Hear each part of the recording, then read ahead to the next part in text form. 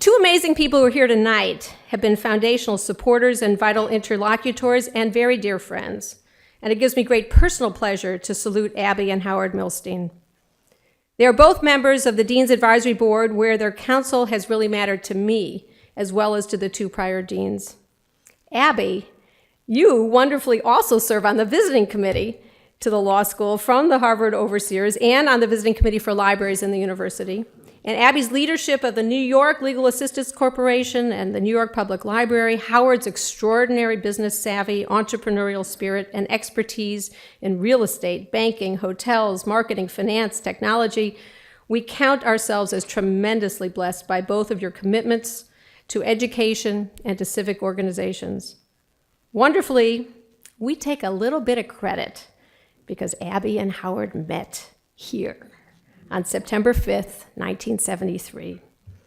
Their profound gift is manifest all around us. The Milstein Conference Center, half here, half across the hall, then there's the outdoor space. These include spaces that can become big or small, indoor and outdoor, dynamic, gracious, flexible, enabling bustling and stimulating events that take place now and every day. When you leave tonight, please go to the room just outside the other part of the conference center, where you will see the fantastic justice quotations on the wall, selected by students and faculty. And there's also a great website that tells you the background of every quotation. And if you want it, I'll tell you now. Well, I'll tell you now. It's library.law.harvard.edu/justicequotes, tells you the whole background. It's fantastic. As I invite Abby and Howard to the podium, would you please join me in saluting their superb commitment and leadership?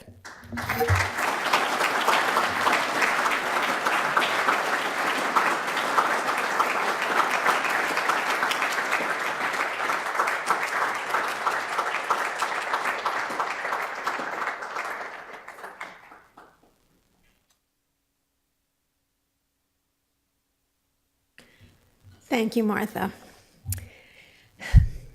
John Updike wrote a poem for the Phi Beta Kappa ceremony at my graduation from Radcliffe in the spring of 1973. The first line began, "Dear, drear Harvard."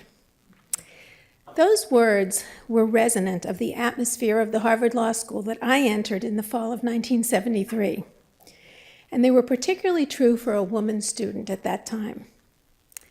I spent my 3 years here sitting in classrooms dominated by male students, taught only by male teachers, under the unwelcoming gaze of the imposing men in the portraits of the great figures in the history of the law. To me, there was a kind of a meanness in the culture here that was at odds with the idealism that had brought me to study law in the first place. In spite of the brilliance of the professors with whom I was privileged to learn, professors like Paul Freund and Phil Hyman, Larry Tribe, Frank Michelman, and others, and in spite of the exhilaration of representing my own clients in the inspirational Gary Bellows course on the lawyering process, I left the school with little sense of loyalty, and frankly, for more than 20 years, I didn't look back. Then Dean Bob Clark began a persistent campaign to reconnect Howard and me with the law school. I was not an easy mark. Bob, I didn't make it easy for you. But eventually, first Howard, and then I accepted his invitation to become involved in the Dean's Advisory Board. And over the past decade and more, we have both been on the Dean's Advisory Board and the Visiting Committee under the deanships of Bob Clark, Justice Elena Kagan, and now Martha Minow. We have witnessed a profound transformation of the school, as so wonderfully presented by Professor Lazarus, and we have become completely in love with it ourselves. Just think how dramatic a change it has been to learn that Harvard Law School would have a female dean, and now 2 in a row. Without any diminishment in excellence or in worldwide impact or in standing, the school has found a way to complement its unwavering high standards with a notion of the study of law in a humane environment. This new building, I think, is the physical embodiment of and capstone to this new Harvard Law School. I think that is true. This building has been described by some as a living room for the law school. And I think that that's true in a deep and meaningful way. The school, the insightful planners, recognized the need for room within which the life of the school could be better lived, for rooms and spaces within which the community of the law school could engage in all aspects of life here, teaching and learning, writing and thinking, meeting and talking, creating and innovating, organizing and acting, resting, refreshing, eating, drinking, and even getting some sunshine.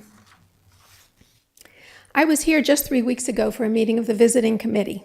We met here in the conference center and had occasion to experience the feel of the building as it was being lived in on an ordinary day. It was full of activity, full of students and faculty, full too of visitors, perhaps what one might expect. What was unexpected was a feeling that the sunlight that filled the spaces was consonant with the mood of the place, a palpable sense that people here are happy. Drear Harvard no more. Howard and I are very fortunate to be able to support causes and institutions in which we believe, in which we find leadership in whom we have confidence, in whose mission we find compatible values. Thank you, Bob Clark, for bringing us back to the fold. Thanks to Dean Elena Kagan for engaging us in her vision. Thank you, Martha Minow, for taking us with you into the future. We're both extremely proud to have given our time and our energy and our resources to our school, to Harvard Law School.